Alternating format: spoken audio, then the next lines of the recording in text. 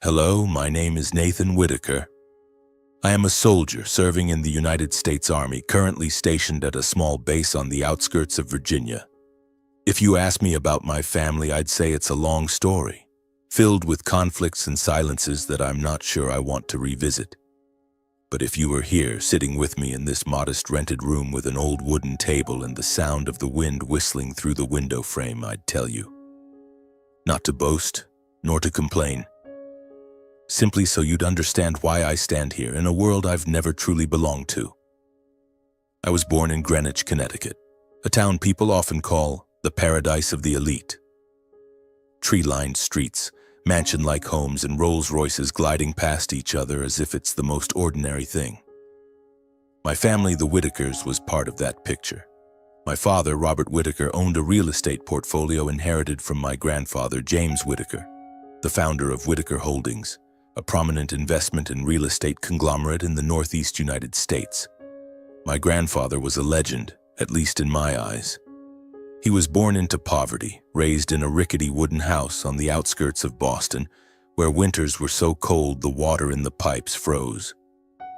From nothing, he built an empire, not through luck but through discipline, intelligence, and an iron will. He once told me when I was just a little boy sitting on his knee in a library filled with the smell of old books, "Nathan, money is just a tool. The real value lies in how you use it." I'm not sure I fully understood him then, but those words etched themselves into my mind like a seed waiting to sprout. But that's the story of my grandfather. My father, Robert, and his younger brother, Uncle Harold, were a different tale. They weren't like Grandpa. My father lived and spent money as if it grew on trees. Lavish parties, private jet vacations, bespoke suits tailored in London, all to maintain appearances among the elite. Uncle Harold was no different. I remember when I was 10, he pulled up to our house in a brand new Ferrari, parked it in the driveway, and called out to me, "Hey Nathan, look at this. This is the life." I just stood there, clutching a book on astronomy, watching the car gleam in the sunlight and wondering if that was really what Grandpa had wanted. My father and uncle didn't run Whitaker Holdings with any seriousness. They sold off shares, siphoned money from the company for personal expenses, and slowly, the empire Grandpa built began to crumble. But they didn't care. To them, prestige was everything, and prestige could be bought with parties and magazine photos. My family consists of 3 siblings. I'm the youngest. My older brother, Mike, 4 years my senior, lives in Soho, Manhattan. He's the type you'd see in upscale bars, driving a red Porsche, always with a beautiful woman by his side. Mike likes to call me the poor soldier whenever we meet, usually at Christmas or Dad's birthday. He laughs loudly, slaps my shoulder, and says, "Nathan, you should ditch that lowly soldier gig. Make real money like me." I never respond. Not because I have nothing to say, but because I know that behind that smile, Mike lives off family handouts, the money Dad throws at him to sustain his lavish lifestyle. Then there's my older sister, Lily, 2 years older than me, living in Los Angeles. She's an influencer, posting about her glamorous life on Instagram.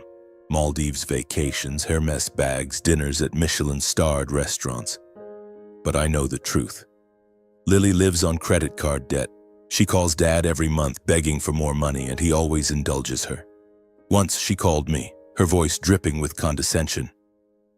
"Nathan, you should learn to enjoy life a little. Living so miserably, Grandpa would be so disappointed." I just smiled and said, "Lily, I live my way. You keep living yours." She laughed, thinking I was joking, but I didn't bother explaining. Arguing with Lily is like trying to convince a star it doesn't shine. As for me, I'm the youngest in the family, the black sheep everyone mocks. From a young age, I was different. While Mike and Lily loved parties and fancy dinners with expensive wine, I'd be in my room reading about the universe or studying how the stock market works. I didn't care about designer clothes or loud parties. I liked sitting on the rooftop of my grandmother's house in Stamford, staring at the night sky and imagining myself among the stars. The rest of the family called me the weirdo, the bookworm. My father once sighed, looked at me, and said, "Nathan, you need to be more realistic. But their reality wasn't mine.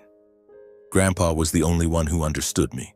He'd pull me into the library, show me books on philosophy and economics, and tell me about his youth, when he worked 16 hours a day to support his family. He never bragged, but every story was a lesson. When he passed away, I was only 10. It was the first time I felt like the world had collapsed. He was the only one in the family who made me feel like I belonged. After his funeral, I found a letter he'd written to me tucked inside an old book. "Nathan, you have a fire in your heart. Don't let anyone extinguish it. Live true to yourself, and one day you'll make the world see you differently." I keep that letter with me like a reminder, a torch lighting up my darkest days. My family isn't poor. On the contrary, we're wealthy, at least in name. Whitaker Holdings once owned dozens of buildings in Manhattan, Connecticut, and Boston. But that wealth is slipping away bit by bit. Dad and Uncle Harold sell off assets to sustain their extravagant lifestyles. They don't invest, don't build, just spend. Mike and Lily are the same, living in the fading glow of the past, while I, the overlooked youngest child, chose a different path. I didn't want to be like them.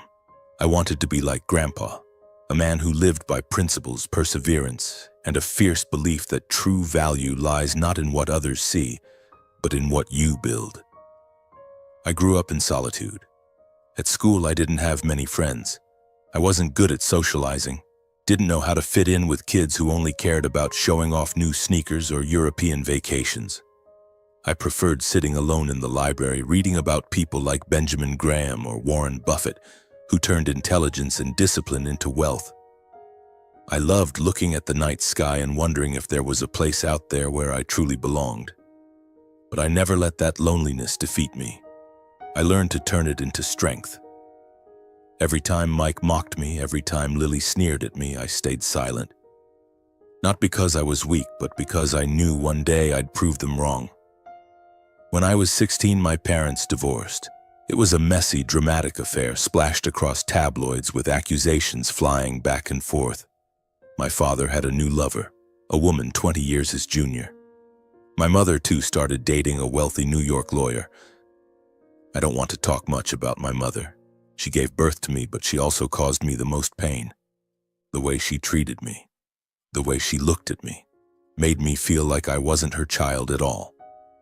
So after the divorce, I didn't want to live with either of them. I didn't want to stay in Greenwich where everything felt fake, where people saw me as a failure just because I didn't chase the spotlight. I decided to move in with my grandmother, Evelyn Whitaker, in Stamford. She was a strict but loving woman living true to Grandpa's spirit. She never showed off, never boasted. She taught me how to neatly fold my blankets every morning, how to save every penny, and how to cherish the small things in life. A home-cooked meal, a quiet evening under a starry sky. The time I spent with her shaped who I am. She told me stories about Grandpa, about the days he worked in a steel mill to pay for college. She taught me that discipline is the foundation of all success, that gratitude is the only way to live a meaningful life. "Nathan," she once said, "life isn't a race to be the richest. It's a race to be the best version of yourself." I carried those words with me, like a compass as I embarked on the next chapter of my life. At 18, I stood at the gates of the United States Military Academy at West Point, a small suitcase in hand, my heart pounding as if it might burst through my chest. I didn't know what I expected. Perhaps an escape, a way to leave behind Greenwich, the mocking gazes of my family, and prove that I could stand on my own. West Point was not a place for the weak. Those early days nearly broke me. Mornings began at 5 with the shouts of commanding officers and physical training that left my body aching. I remember nights lying on a bunk bed in the dormitory, staring at the ceiling, wondering if I had the strength to keep going. But every time I wanted to give up, I thought of my grandfather, of his calloused hands building Whitaker Holdings from nothing. If he could do it, I had to as well. The military taught me things Greenwich never could. Discipline, not the kind you read about in books, but the kind carved into every step, every salute, every moment you put the team above yourself. I learned to control my emotions, to stand firm under pressure, and to find light in the darkest days. But the most important lesson the military taught me was the value of perseverance. There were training sessions that lasted hours in the rain, my boots soaked and my hands trembling from the cold. There were nights I stayed up studying tactics while my classmates slept soundly, but I never complained. I knew every drop of sweat, every late night was a step toward becoming the person I wanted to be. After graduating from West Point, I was assigned to the U.S. Army, stationed at a base in Fort Bragg, North Carolina. Military life wasn't glamorous. I lived in a small room with a single bed, a wooden desk, and a closet just big enough for my uniforms and a few civilian clothes. My salary wasn't high, but I didn't need much. I had learned from my grandmother to live simply. A modest meal, an old pickup truck, and a book were enough to keep me content. But deep down, I carried a greater ambition. I wanted to build something, not to show off, but to prove I could carry on my grandfather's legacy in my own way. When I was 24, an event changed everything. My grandmother passed away. I received the news during a training session at the base. I requested leave and drove to Stamford that night, my heart heavy. She was the last person in my family who truly understood me, the only one who never looked at me with disappointment. Her funeral was quiet, without the noisy articles or grandiose speeches. My father attended but left after a few hours. Mike and Lily sent flowers but didn't show up. I stood alone by her casket, looking at her kind face one last time, and vowed to live in a way that would make her proud. A few weeks later, her lawyer called me to his office in Stamford. He handed me a thick envelope containing a handwritten letter from her and documents for a trust fund. She had left me $1 million, a sum separate from my father's control. Her letter was brief, but every word cut deep. Nathan, this is not a gift to spend. It is a challenge to prove who you are. Let this money grow through your wisdom and principles. But never forget why you were given it. I read that letter over and over, tears silently falling onto the page. It wasn't just money. It was her faith in me, the legacy of her and my grandfather placed in my hands. I didn't rush. I didn't run out and buy a luxury car or a Manhattan apartment like Mike or Lily might have. Instead, I spent nights studying. I read every finance book I could find, from The Intelligent Investor by Benjamin Graham to Security Analysis by David Dodd. I studied ETFs, stocks, and bonds. I learned to analyze financial statements, evaluate companies, and predict market trends. I wasn't a genius. There were nights I stayed up until 3 in the morning, eyes burning from staring at a computer screen, trying to understand why a stock crashed or a fund surged unexpectedly. But I didn't give up. I knew every minute I spent learning was a step away from my family's shadow. I started investing. At first, I played it safe. ETFs tracking the S&P 500, stocks in defense companies like Lockheed Martin, industries I understood from my work. I took some risks too, putting money into clean tech startups, companies trying to change the world with renewable energy. I didn't invest to get rich quick. I invested to build, to create something sustainable. Each month, I set aside part of my soldier's salary to add to my portfolio. I didn't splurge. My old pickup truck still ran fine, my rented apartment was enough, and I didn't need lavish parties to feel valuable. By the time I was 32, my wealth had crossed the $50 million mark. The number sounded unreal even to me. I never told anyone, not my father, not Mike or Lily. I still went to work every day, wore my uniform, carried out my duties, and lived like an ordinary soldier. I didn't want anyone to know, not because I feared their envy, but because I didn't need their validation. I had done this not to prove anything to them, but to prove it to myself, to my grandfather, and to my grandmother. Yet deep down, I knew that one day the truth would come out. Not because I wanted to boast, but because life has a way of revealing everything. While I quietly built my future, my family slid further into ruin. My father and Uncle Harold, no longer able to maintain their lavish Greenwich mansions, sold them to pay debts and moved into rented apartments in an upscale Tribeca complex in Manhattan. Mike and Lily, who once lived in luxurious private homes, faced similar fates. Mike burned through his allowance on cars and parties, eventually selling his Soho apartment to cover debts. Lily, buried under credit card debt from maintaining her glamorous social media image, had no choice but to move to Tribeca, living in the same complex as Dad and Uncle Harold. They rented expensive apartments, trying to keep up their elite facade, but I knew the truth. They were living on their last dollars, clinging to illusions of wealth long gone. Once during a leave, I visited my father in Tribeca. His apartment was on a high floor with glass windows overlooking Manhattan's skyline. He sat in a leather chair sipping whiskey and spoke to me with disappointment. "Nathan, you should find a better job. What's a soldier good for? Look at Mike and Lily, they know how to live." I looked at him, said nothing, and nodded. I didn't want to argue.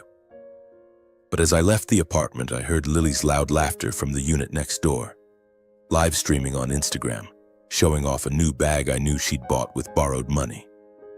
Mike drove his now old Porsche past the building, stopping to take photos as if he were still a flashy playboy. I quietly walked out, got into my pickup truck, and drove away. They had no idea I'd quietly amassed a fortune they couldn't imagine. One night, I sat in my small apartment looking at the night sky through the window. I held my grandmother's letter, rereading the yellowed words. "Let this money grow through your wisdom and principles." I smiled. I had done it, not just because of the money in my account, but because I had lived true to what she taught me. But I knew my journey wasn't over. My family still lived in their illusions, still thought of me as the poor soldier, the outcast. I didn't blame them, but I also wasn't going to let them live in that deception forever. I never thought I'd witness the day when the Whitaker family, once so proud of their name, would fall so low. But at 35, sitting in my modest Virginia apartment, gazing out the window at the night sky, I knew their decline wasn't surprising. It had started long ago when my father and Uncle Harold sold off pieces of my grandfather's legacy to fuel their lavish lifestyles. When Mike and Lily spent as if money would never run out. They lived in a world of illusions, where the Whitaker name's glamour blinded them to the reality that they were losing everything. I heard about my family through old acquaintances, snippets of news in the papers, and the rare messages they sent me. My father and Uncle Harold had sold nearly all the assets my grandfather left behind. The Greenwich mansions where I grew up now belonged to other families. The Manhattan office buildings where my grandfather once worked were mortgaged or sold off cheaply to pay debts. Whitaker Holdings, the conglomerate my grandfather built from nothing, was now a shadow of itself, with most shares in the hands of outside investors. My father was no longer the company's chairman. He'd stepped down long ago, leaving behind a chaotic management team and a fading reputation. They had nowhere left to go except the upscale apartment complex in Tribeca, Manhattan. I learned about it from an old friend who once worked for Whitaker Holdings. "Nathan," he said over the phone, his voice tinged with disbelief, "did you know your whole family, your dad, Uncle Harold, Mike, and Lily, are renting apartments in Tribeca? They're living like they're still billionaires, but everyone knows they've sold off their homes." I nodded silently, though he couldn't see me. I wasn't surprised. It was the inevitable consequence of years spent living without a thought for tomorrow. My father rented a penthouse with windows overlooking Manhattan's skyline. Uncle Harold lived a floor below in a smaller but still exorbitant apartment. Mike and Lily, after selling their own places in Soho and Los Angeles, moved into the same building, surviving on loans and the last scraps of Dad's handouts. While my family sank in their delusions, I kept building my path, quietly but resolutely. My wealth, now well past the $50 million mark, was the result of 10 years of discipline and learning. I never stopped investing. I poured money into stable ETFs, defense stocks, and clean tech startups I believed could change the world. Once I invested in a company developing renewable energy batteries, drawn by an article about its founder, a young engineer who, like my grandfather, grew up in poverty. That company later tripled in value, and I smiled, not for the money, but because I knew I was doing things right. I also began exploring real estate, the field my grandfather once dominated. I didn't want to just buy buildings for profit. I wanted to reclaim what my family had lost, piece by piece. One day, I got a call from a broker in New York. "Nathan, there's a plot of land on the outskirts of Virginia near your base. It's going cheap because the developer's in trouble. Want to take a look?" I studied it carefully, spending nights analyzing data, and finally decided to buy. It was my first real estate deal, and when the project was completed, a small residential community with affordable homes, I felt a pride no amount of money could buy. I had built something, just as my grandfather once did. But I didn't stop there. I started seeking bigger opportunities, especially in Manhattan. I knew that one day I'd face my family, not with words, but with actions. I didn't want revenge. I just wanted them to understand that true value doesn't lie in rented apartments, Instagram photos, or boasts. Value lies in what you build, what you hold fast to, even when the world turns its back on you. I just wanted them to understand that true value doesn't lie in rented apartments, Instagram photos, or boasts. Value lies in what you build, what you hold fast to, even when the world turns its back on you. In the winter of my 36th year, I decided to invest more heavily in real estate. Not to compete with anyone, but to reclaim what my family had lost in my own way. For months, I had quietly studied the Manhattan market, scouring for opportunities others overlooked. One day, my old financial advisor from New York called, his voice brimming with excitement. "Nathan, there's a big opportunity. The upscale apartment complex in Tribeca, where your father and uncle are renting, is up for sale. The developer's in financial trouble. They need to sell fast." I sat in silence, absorbing every detail. That building wasn't just a property. It was where my entire family, my father, Uncle Harold, Mike, and Lily, lived, flaunting their elite lifestyles while drowning in debt. I knew this wasn't just a deal. It was a chance to remind them of true value. I worked day and night meeting with investors, lawyers, and banks. I didn't want just a piece. I wanted to own the entire complex. After 3 months of intense negotiations, I closed the deal. I bought the building at a higher price than expected, but I didn't care. This wasn't just about money. It was about reclaiming my grandfather's legacy, brick by brick. I kept it a secret, not telling anyone in the family. I wanted them to feel it, to face the truth without me saying a word. That Christmas season arrived, and as usual, my father hosted a grand party at his Tribeca apartment. I received an invitation via a curt text from Lily. "Nathan, come to Christmas. Dad wants the family together. Don't let us down." I read the message and gave a faint smile. Together? For them, together was just an excuse to show off, to take photos for social media, to keep living the illusion that they were still the powerful Whitakers of old. I agreed to attend, not because I wanted to fit in, but because I knew this would be the night everything changed. I drove my old pickup truck to Tribeca, parking a few blocks away. I wore a simple sweater, jeans, and my worn-out army boots. As I entered the building's lobby, the crystal chandelier gleamed, illuminating marble walls. The receptionist nodded politely, unaware that I was the new owner. I took the elevator to the 30th floor, where my father's apartment was. Christmas music spilled from inside, mingling with loud laughter and chatter. I took a deep breath and knocked. Lily opened the door, sparkling in a sequined dress, her hair perfectly waved. She looked me up and down, raising an eyebrow. "My God, Nathan, still dressing like a poor soldier? Coming here like that, aren't you embarrassed?" I didn't respond, just smiled and stepped inside. The apartment was lavishly decorated, a Christmas tree towering to the ceiling, draped in lights and golden ornaments, a table laden with dishes from a 5-star restaurant, and champagne flowing like a stream. Mike stood in a corner holding a drink, regaling Uncle Harold with some story, both laughing loudly. My father sat in an armchair, dressed in a suit, looking like a king in his own realm. Mike and Lily's kids ran around the living room, everything seeming perfectly normal. But I knew it was a facade. This apartment, like those of Mike, Lily, and Uncle Harold in the building, was rented. They had sold off their assets and were living on their last dollars, on lies they told themselves. "Nathan," my father called, his voice slightly slurred. "Come here, son. Sit down, have a drink." I nodded, took a glass of water, and sat at the edge of the table. Mike turned to me, slapping my shoulder harder than necessary. "Hey, soldier boy, still driving that rusty truck? When are you gonna live like a real Whitaker?"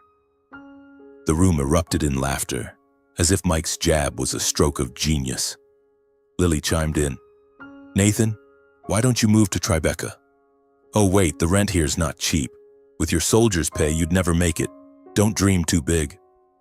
She giggled, glancing around for approval. I said nothing, sipping my water, my eyes scanning each person in the room. They didn't know. They had no idea what was coming. The party went on, filled with the usual boasts. Uncle Harold bragged about a real estate deal he almost won big, though I knew he'd sold his last Whitaker Holdings shares to pay debts. Mike talked about a new car he planned to buy, though a mutual friend told me his old Porsche had been repossessed. Lily busied herself taking photos, editing them at the table for Instagram, captioning them. Whitaker Christmas, luxury and class. I sat quietly, feeling like I was watching a play where everyone performed, unaware the script was about to change. As the party wound down, with everyone tipsy, I stood up, pulled out my phone, and called Tom, the building manager I'd been working with since buying the complex. "Tom," I said calmly, "I want you to start drafting new notices. Starting next month, double the rent for the apartments of Robert Whitaker, Harold Whitaker, Mike Whitaker, and Lily Whitaker. No negotiations." There was a brief silence on the other end, then Tom replied, "Understood, Mr. Whitaker. I'll prepare them immediately." I hung up, and at that moment, Lily, standing closest to me, overheard. She burst out laughing as if I'd told a joke. "Oh my God, Nathan, are you playing landlord now? Who do you think you are, raising the rent? Do you even know who owns this building?" Mike jumped in, his voice dripping with sarcasm. "Yeah, Nathan, you've lost it. What, you got a promotion in the army and turned billionaire overnight?" The room roared with laughter again, even my father, who looked at me with a mix of pity and disappointment. I said nothing, just nodded, bid them goodbye, and left the apartment. I didn't need to explain. The truth would speak for itself. The next morning, with Christmas cheer still in the air, a storm was brewing at the Tribeca complex. I got a text from Tom confirming the notices had been sent to each apartment. I pictured the scene.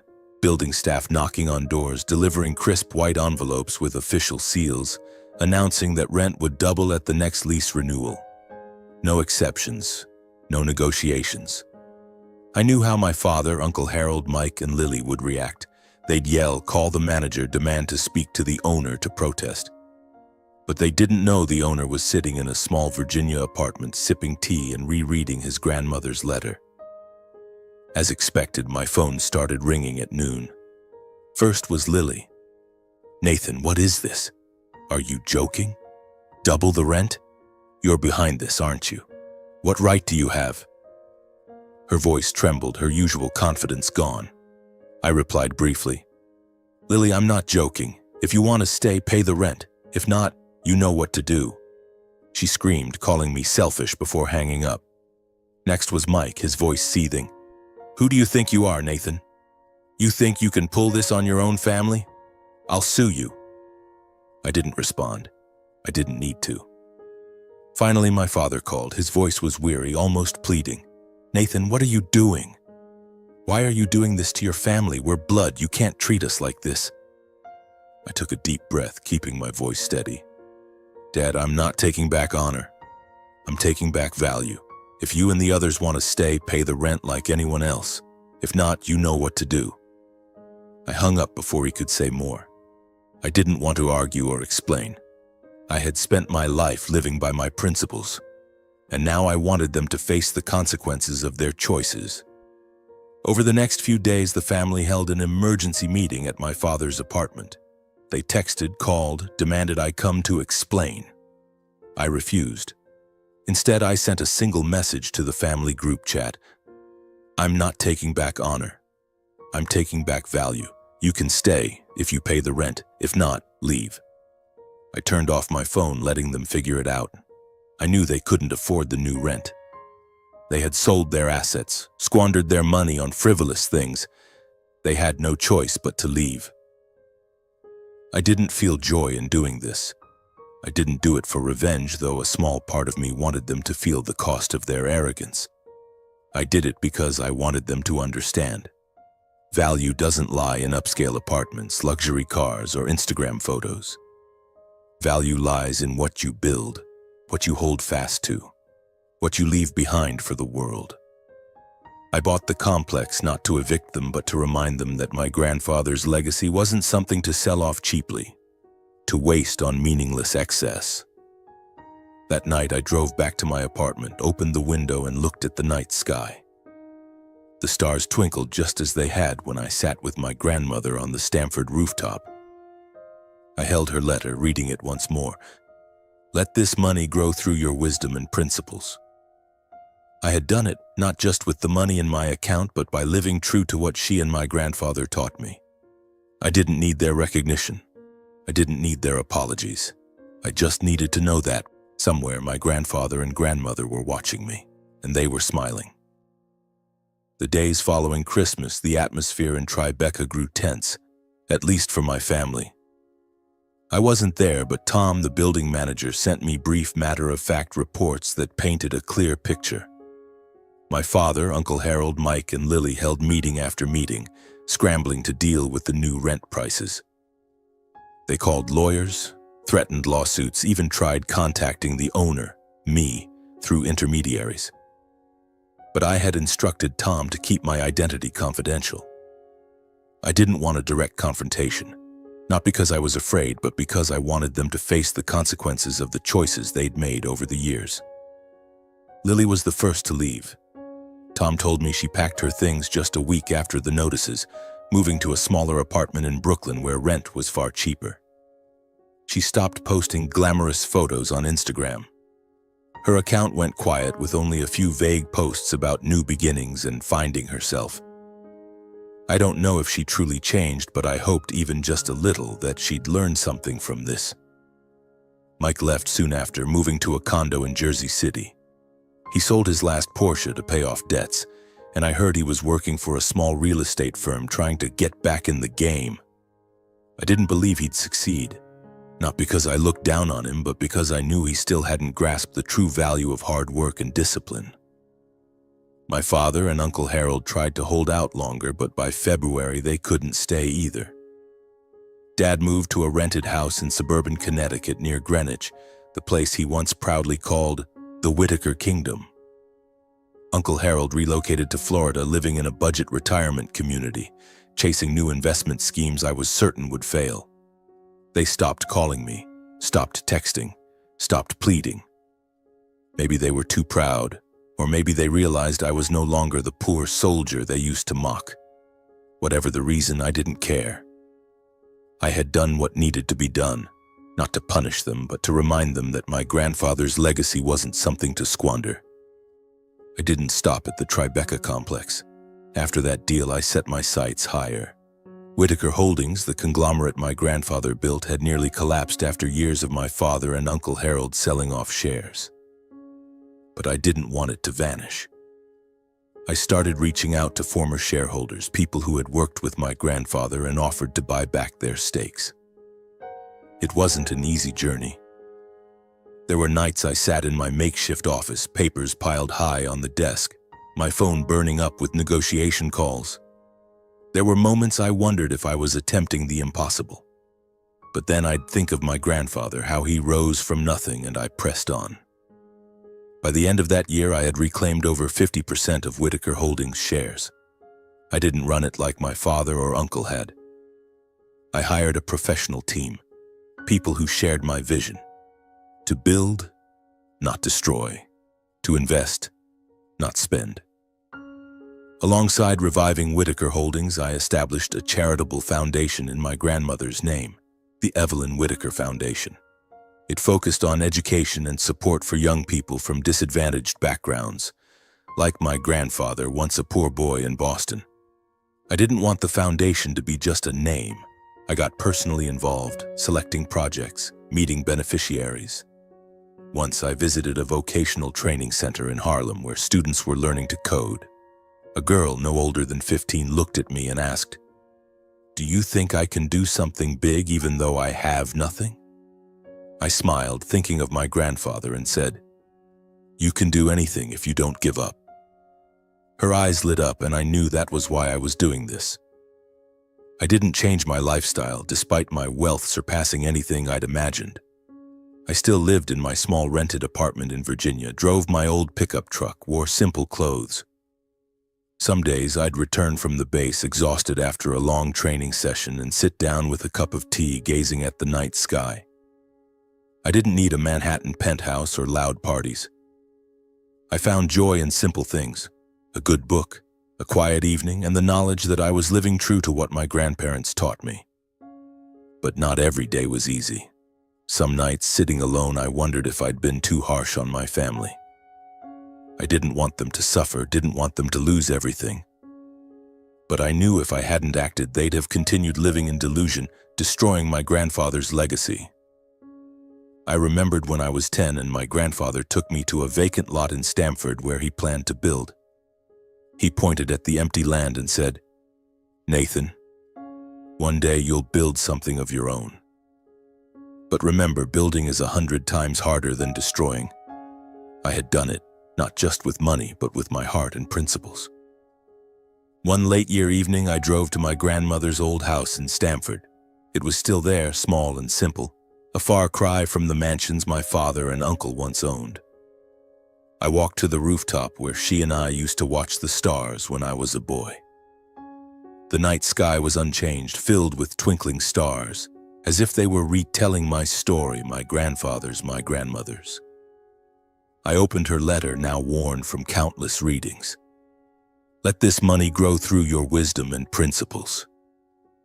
I whispered to myself, "Grandma, I haven't let you down.